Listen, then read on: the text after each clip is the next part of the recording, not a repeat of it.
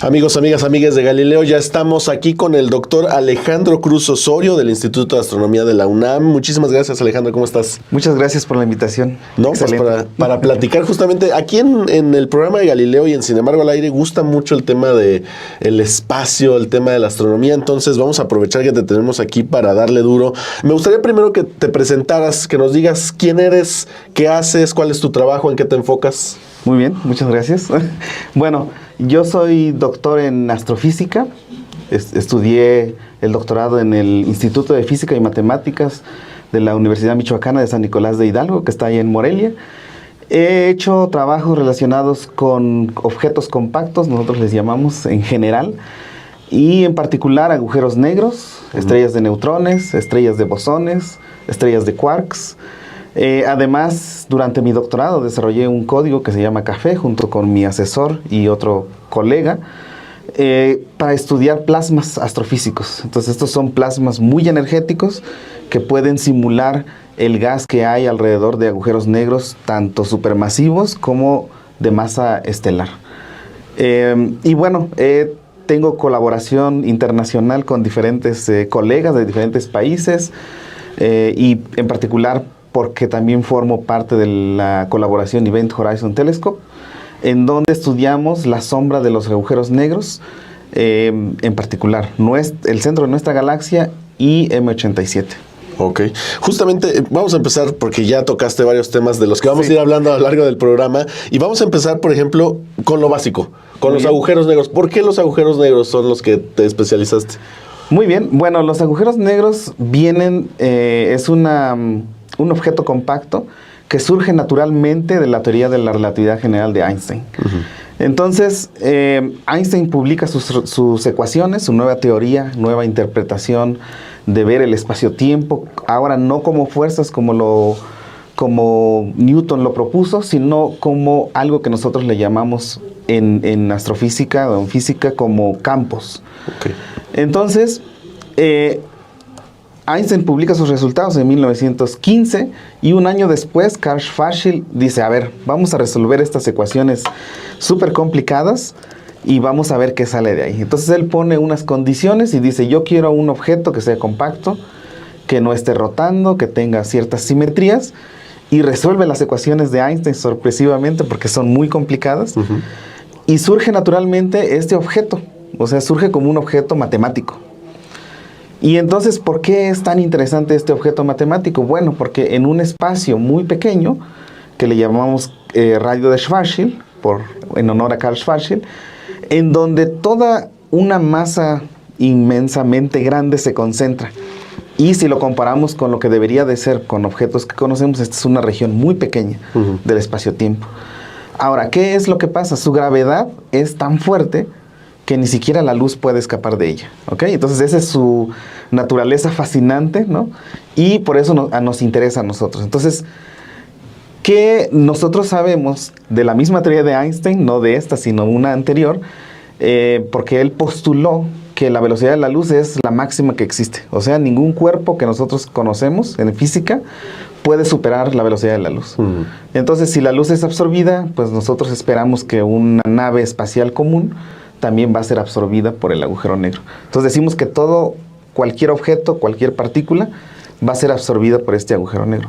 Ahora, si nosotros superamos este radio de Schwarzschild, adentro nos desconectamos causalmente. ¿Qué quiere decir? Que ninguna información puede salir de ahí.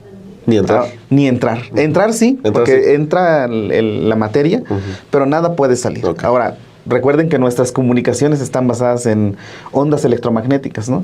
Entonces, si nada puede salir, ni siquiera la luz, que es la onda electromagnética más rápida, entonces no esperamos nosotros que nunca vamos a poder comunicarnos con lo que pasa adentro. Entonces eso es fascinante en física porque pues es algo que nos intriga a los físicos, pues, no poder entender algo que está ahí adentro. Claro.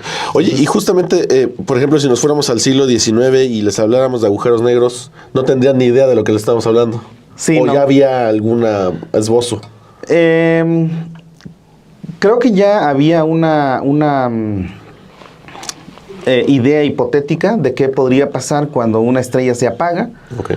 o una estrella muere. Naturalmente las estrellas que son de masa intermedia y pequeña como la de nuestro Sol, cuando mueren van y se queman todo su gas que tienen y se convierten en una enana blanca y luego en una enana café cuando se van enfriando. Okay.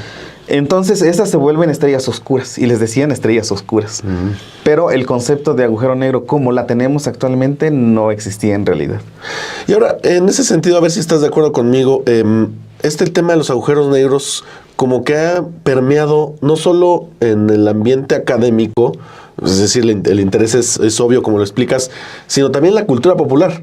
Tenemos películas, tenemos series, tenemos libros, cómics de todos lados que son ficción claramente o ciencia ficción, pero ya te habla de que la cultura está inmersa en este tipo de temas.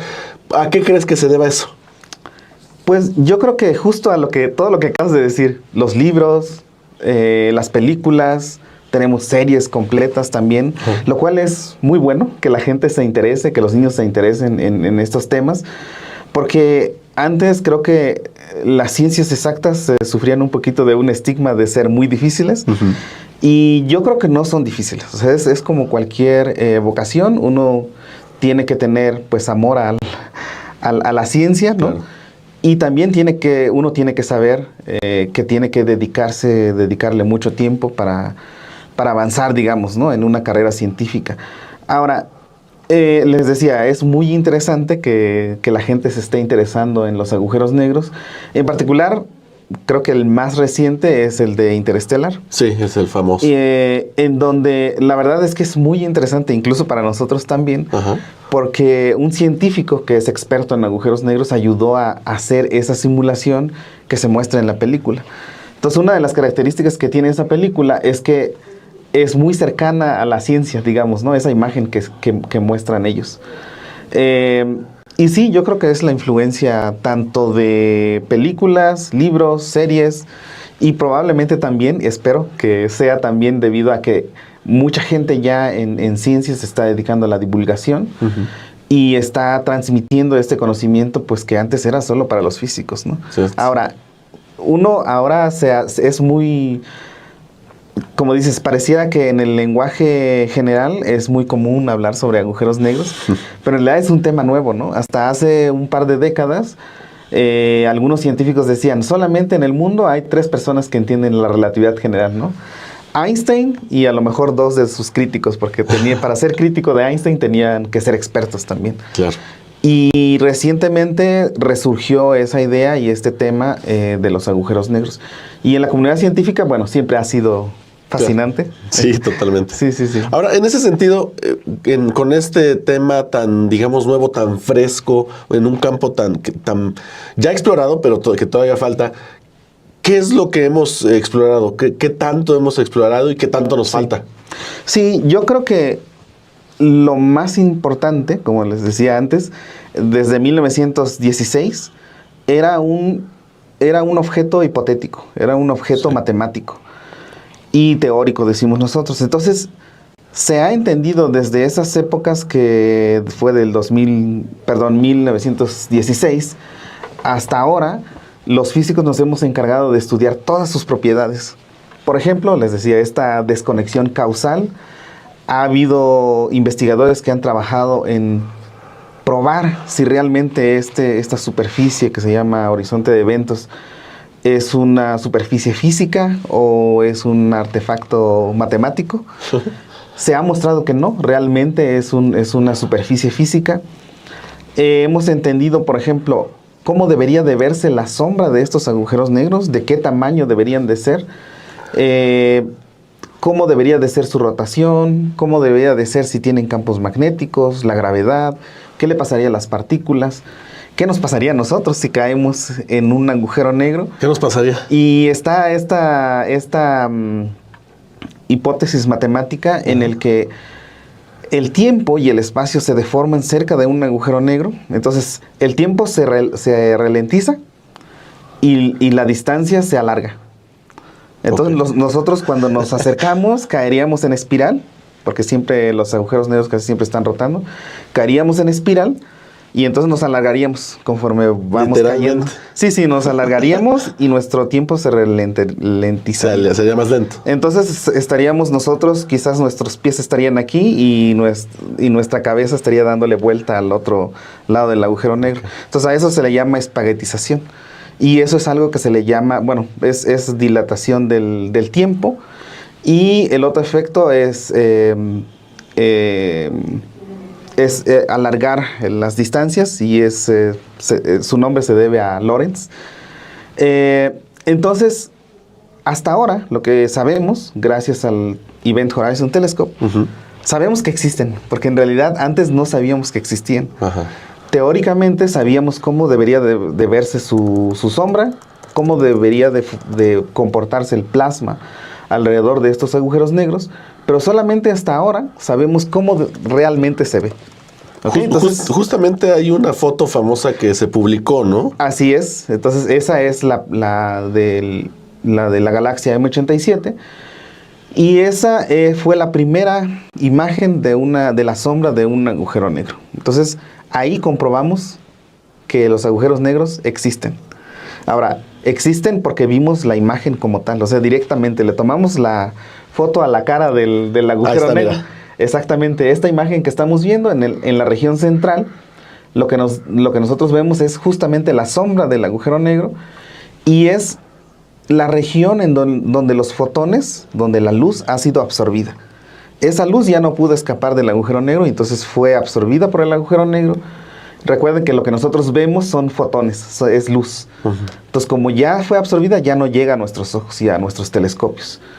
Y la región extendida que veíamos, esa es el gas caliente que emitió radiación electromagnética y se está moviendo alrededor del agujero negro.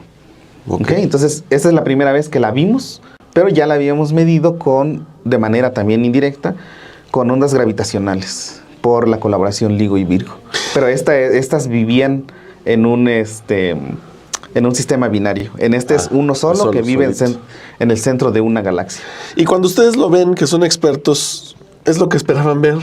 ¿O se emocionaron o qué vieron? La verdad es que sí nos emocionamos bastante porque comprobamos una vez más. Sí.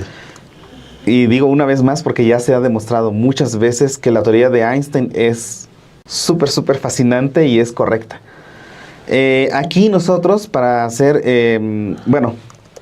respondiendo directamente a tu pregunta, es que sí era lo que nosotros esperábamos. ¿Okay? Sí. Se comprobó lo que ya sabíamos de la teoría. O sea, nosotros teníamos imágenes que les llamamos sintéticas, porque estas las creamos combinando varias teorías. La teoría de Einstein de la relatividad general, la teoría electromagnética de Maxwell y la teoría de fluidos relativistas de Euler. Entonces es un conjunto de ecuaciones que nosotros combinamos y usamos supercomputadoras para nosotros resolver estas ecuaciones porque son bastante complicadas. Entonces usamos supercomputadoras, nos gastamos, no sé, millones y millones de horas CPU para generar una imagen. Y entonces cuando nosotros tenemos una imagen, esa le llamamos imagen sintética, porque fue creada de la teoría. Claro. Entonces hicimos eso y en particular, en mi caso, yo colaboré en el Event Horizon Telescope, nosotros hicimos 10 millones de imágenes sintéticas. ¿Por qué fueron tantos? Bueno, porque cambiamos las propiedades del plasma, la temperatura, qué propiedades microfísicas tienen las partículas como los electrones que son los que producen radiación electromagnética. ¿Qué propiedades tiene el agujero negro? ¿A qué inclinación lo estamos viendo? Si está rotando, si se está alejando de nosotros. Entonces hay mucha física, claro. Es una física muy rica, y nosotros probamos todas las posibilidades. Entonces de ahí salieron los 10 millones de imágenes sintéticas. Entonces, ¿qué hicieron los expertos en identificar caras con inteligencia artificial? Pues lo que hicieron es tomar nuestra librería y compararlo con la imagen real, hasta que encontramos la que fuera compatible. Ahora, ¿cuál es la ventaja de hacer eso? La ventaja de hacer eso es que nosotros estamos observando la naturaleza, ¿no? Claro. El universo como es. Claro. Y lo que nosotros hacemos es, una vez que encontramos la imagen sintética que reproduce lo que la naturaleza nos dice, es que nosotros podemos saber todas las propiedades físicas de ese objeto que nosotros estamos observando. Y eso es fascinante. Porque entonces nosotros con M87 sabemos que es un agujero negro rotante, de Kerr le llamamos, que su velocidad de rotación es casi la mitad de la velocidad de la luz. O sea, está rotando muy, muy fuerte, muy rápido. Sabemos que los campos magnéticos son muy intensos y sabemos las propiedades, digamos. Y sabemos también a qué temperatura más o menos está el gas caliente, que es 10 a la 9 kelvins. Entonces, ¿y eso a qué distancia está? Eso está a 55 millones de años luz. Aunque la imagen se vea bastante grande en nuestras pantallas, en realidad es una galaxia que está muy, muy lejos de la Tierra, 55 millones de años luz. Es decir, nos tomaría 55 millones. Así es, llegar hasta allá. A la velocidad, viajando a la velocidad de la luz. Así es. Okay. Para llegar hasta ese objeto. Y sí, en realidad es muy lejana. Y bueno, se escogió esa porque en el plano del cielo es de los objetos más masivos, o sea, de los agujeros negros más masivos. Este tiene una masa de 6.5 millones de masas solares. El agujero negro solamente. 6.5 millones de masas solares. De lo que sería nuestro Sol. De lo que sería nuestro Sol, así es. Y entonces es fascinante, ¿no? Cómo podemos ver esta imagen tan lejos. Pero bueno, la ventaja, decía, es que es un objeto muy masivo. Y entonces los astrónomos calculan algo que se llama resolución angular. Y vieron que con los telescopios del Event Horizon Telescope se podría observar con una buena resolución, el centro de esta galaxia que estábamos viendo. ¿Y cuánto toma? Porque hablas de millones y millones de horas CPU, decías, sí. pero de gente, de científicos, de trabajo, de colaboración, ¿cuánto toma entender todo esto? Porque si hay algo clave de la ciencia es que es comunitaria, digamos. Es colaborativa. Es colaborativa, se necesita de todos. Sí. Yo diría que desde el 1916 que Carl Schwarzschild encontró la solución. Claro. La verdad es que la gente se desinteresó un poquito. Entonces, en los 40 se volvió el interés por los agujeros negros. Y entonces, desde los 40 hasta la actualidad, ha habido científicos que han trabajado de todo el mundo para tratar de entender, les decía, las propiedades de los agujeros negros, el comportamiento de la luz, de las partículas. Y en las décadas recientes se han desarrollado estos códigos que les llamamos de magnetohidrodinámica relativista. Okay. E incluye en esta palabra enorme, que requiere un esfuerzo enorme también para desarrollarlo, incluye teoría de Einstein, o sea, las ecuaciones de Einstein que describen la gravedad, la teoría electromagnética, es decir, cómo los campos magnéticos y eléctricos se evolucionan, y cómo evoluciona el plasma. Y esto está determinado o gobernado por las ecuaciones de Euler. Entonces los resolvemos en conjunto. Todo junto. Y recientemente, no sé, hace 2 décadas empezó la gente a desarrollar esta clase de códigos. Y también métodos numéricos, porque es un conjunto. Una vez que tenemos nuestras ecuaciones, necesitamos de métodos numéricos. O sea, saber cómo resolverlos. Uh-huh. Y entonces hay técnicas especiales, tenemos que estudiar las propiedades de las ecuaciones. Y luego una vez que sabemos qué queremos resolver, necesitamos computadoras y gente que sepa programar. Entonces, en realidad, se podría decir que este resultado es un resultado multidisciplinario. Y gracias a nuestros colegas que trabajaron en años anteriores en el desarrollo de estos métodos, en la actualidad podemos nosotros hacer esto. Sí. Ahora, en la colaboración del Event Horizon Telescope hay más de 300 científicos, en los que hay astrónomos, hay instrumentistas, hay teóricos, hay quienes hacemos teoría y simulaciones. Y entonces sí es un esfuerzo colaborativo, decimos claro nosotros. Sí. Entonces sí. Ahora, hablamos de los avances, de cómo se ha ido desarrollando a lo largo de las décadas, pero ¿qué misterios todavía le quedan a los agujeros negros? ¿Qué es lo que todavía no sabemos? Sí, yo creo que sabemos cosas muy generales. Okay. O sea, la rotación del agujero negro, por ejemplo, en M87, es una estimación, es lo que nos dice nuestro mejor modelo. Sabemos más o menos los campos magnéticos, qué intensidad deben de tener. que es de alrededor de 20 Gauss. Eso en comparación de nuestra Tierra es bastante, porque nosotros tenemos como 0.5 Gauss. Okay. Entonces, no sé, 10 veces más grande, ¿no? Y sabemos cómo se debe de comportar el plasma y la temperatura, ¿no? Pero ahora, ¿qué nos hace falta? En realidad, la imagen del Event Horizon Telescope tiene una incertidumbre. ¿Por qué? Porque la resolución que se tiene es muy baja todavía, ¿no? La del agujero de la negro dona. que veíamos. Sí, exactamente. La dona. Entonces, esa imagen todavía, digamos que necesitamos más resolución, necesitamos más telescopios para poder nosotros decir con claridad o con más precisión cuáles son las propiedades que tiene nuestro agujero negro. Por ahora solamente decimos que la teoría de la relatividad general es correcta, sabemos las propiedades básicas, digamos, pero si retos, en realidad todavía no sabemos qué pasa más allá del horizonte de eventos. Claro. Entonces todavía tenemos que estudiar eso, tenemos que estudiar si existen otras soluciones. Entonces en esta imagen que estamos viendo, hay otras teorías de la gravedad en la actualidad. Hay físicos teóricos que están trabajando en generalizar la teoría de Einstein o proponer otros modelos de agujeros negros que tengan otras propiedades, por ejemplo, que tengan materia oscura alrededor, que tengan carga eléctrica, que tengan carga magnética, que tengan otra clase de campos que en la física se estudian como campos axiónicos, dilatónicos. Y la resolución que tenemos ahorita en esta imagen nos permite, de hecho, estamos trabajando en tratar de descartar o aprobar algunas teorías de la gravedad. Claro. Y entonces, en realidad, hasta ahora hay mucho trabajo por hacer. O sea, hay muchos misterios que resolver respecto a los agujeros negros supermasivos. Y lo siguen haciendo. Hay muchísima gente trabajando ahorita. Hay mucha gente trabajando tanto en la colaboración Event Horizon Telescope como justamente alrededor del mundo, otros Exacto. grupos que no pertenecen a la colaboración, para probar estas diferentes teorías de gravedad. Este telescopio de horizonte de eventos, platícanos, tú trabajas con ellos. Así es. ¿Qué es? ¿Cómo funciona? ¿Cómo trabajan en conjunto? ¿Se prestan ideas o qué es lo que hacen? Sí, la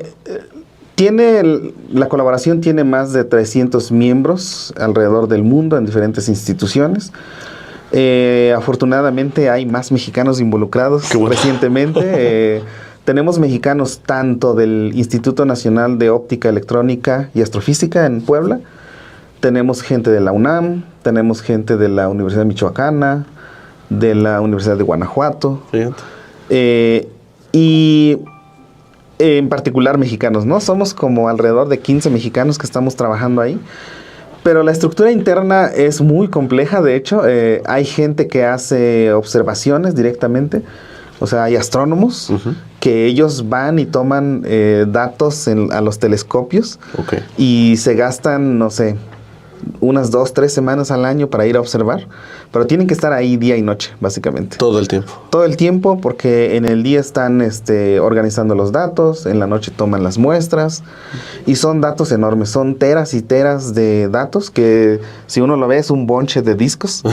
Y si uno usara internet, se tardaría años en pasar esos datos. Entonces es un gran reto para ellos, claro, la primera vez, porque ellos tuvieron que mover los datos, o sea, mover literalmente los discos y traerlos en avión.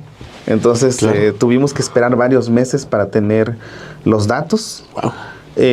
Porque les digo, son muy, muy pesados. Entonces, una vez que se tiene esos datos, hay gente que se dedica a hacer la reconstrucción. Lo que pasa es que nuestro telescopio en realidad no es un telescopio común. Un telescopio común, pues ya lo han visto, ¿no? Es, en particular radiotelescopios o telescopios milimétricos, sí, como el que tenemos en Puebla, el gran telescopio milimétrico.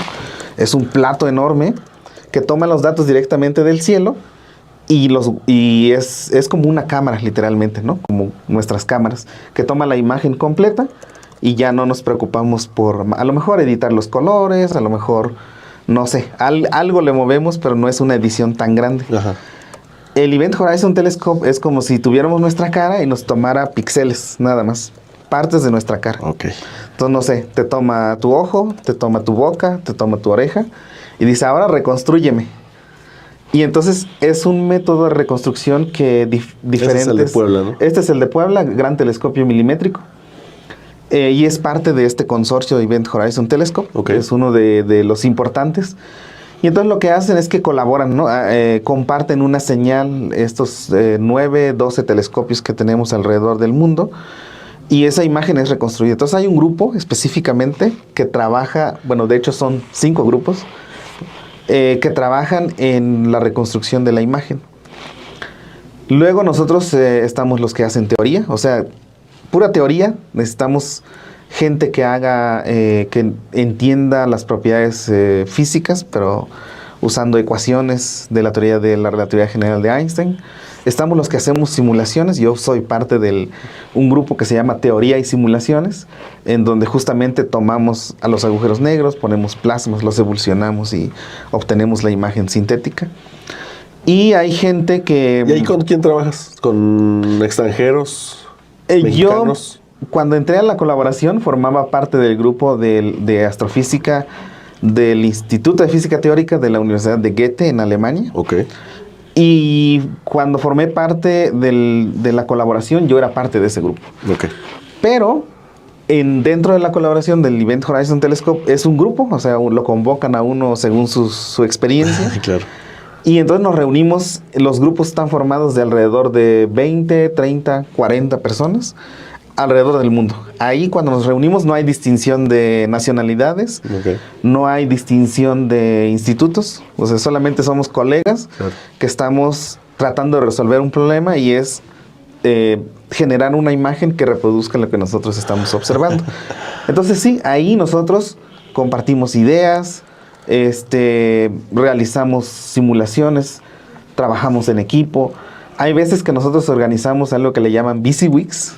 O sea, es como... O semanas ocupadas, dices. Son un par de días o una semana. Ajá. En donde nos encerramos, nos reunimos en Zoom y nos quedamos ahí 4 o 5 horas. Okay. Hasta que nos salgan las cosas. Claro. O sea, hasta que avancemos en nuestros objetivos. Y funcionan casi todos los grupos así. Es decir, tienen unos objetivos, se plantean unos objetivos y se soluciona entre todos. Entonces es muy colaborativo y la verdad es que es muy bonito trabajar ahí. Me imagino. Porque sí, les decía, todos somos de diferentes nacionalidades, diferentes instituciones. Y orígenes. Y orígenes, sí. Y tenemos un solo objetivo, que es pues hacer ciencia y entender a los agujeros negros. Claro. Exactamente. Oye, está buenísima la plática, Alejandro. Me gustaría hacerte una última pregunta. Sí. Que tiene que ver, veniste aquí a la entrevista aquí en Sin embargo al aire con tu familia. Así y veo que tienes 2 chicos, 2 jóvenes hijos. Me gustaría preguntarte por la juventud. Sí. ¿Los ves interesados en la ciencia? No solo a tus hijos, sino a la juventud en general. Y si la ves, ¿cómo le podemos hacer para todavía llegar más? Sí. Y si no la ves, ¿cómo le hacemos para tocarle esas mentes? Sí. La verdad es que, según mi experiencia en las charlas que he dado de divulgación, me sorprende ver tanto a jóvenes como a gente mayor. Me sorprendió más ver a gente mayor en algunas charlas que he dado de divulgación, pero sí veo mucha gente joven interesada. La verdad es que me da mucho gusto porque, bueno, es lo que necesitamos, ¿no? Sí. Necesitamos que los jóvenes se interesen en la ciencia en general, en la física, en la astrofísica, en la astronomía, porque nos queda mucho por entender. Entonces, me alegra mucho ver eso y pues bueno, los invito a que busquen más información, asistan a las charlas de divulgación que existen en diferentes ciudades, en planetarios, en instituciones también. En particular nosotros en la UNAM organizamos algo que se llama Noche de las Estrellas en octubre, noviembre. Ajá. Y ahí hay gente de todas las áreas de la ciencia, todas las áreas de la astronomía, de la astrofísica, y la gente interesada puede asistir a esos eventos para que se empape de todo el conocimiento que sea posible. Y porque lo interesante de esos eventos es que hay gente experta en los temas. Exactamente. Entonces, pues sí, los invitaría a que lean libros también de ciencia, que asistan a las conferencias Y por supuesto, yo creo que este medio es bueno, su programa es un medio súper genial para que los niños aprendan y la juventud en general, porque es lo que necesitamos. Creo que necesitamos más espacios como este, que se dediquen pues a transmitir la información, porque a veces para nosotros a veces es un poquito difícil llegar a la gente, claro. Pero yo creo que programas como este nos ayudan bastante, porque es la manera de llegar a más audiencia también. Claro, pues muchísimas gracias Alejandro Cruz Osorio gracias del por la Instituto de Astronomía, y pues seguramente estaremos platicando porque estás ahí trabajando con el telescope del Horizon. Así es que seguramente van a seguir saliendo más información. Siempre estamos trabajando y hay nuevos resultados que vienen en los próximos meses y años. Seguramente vamos a estar platicando contigo entonces. Gracias Alejandro. Gracias.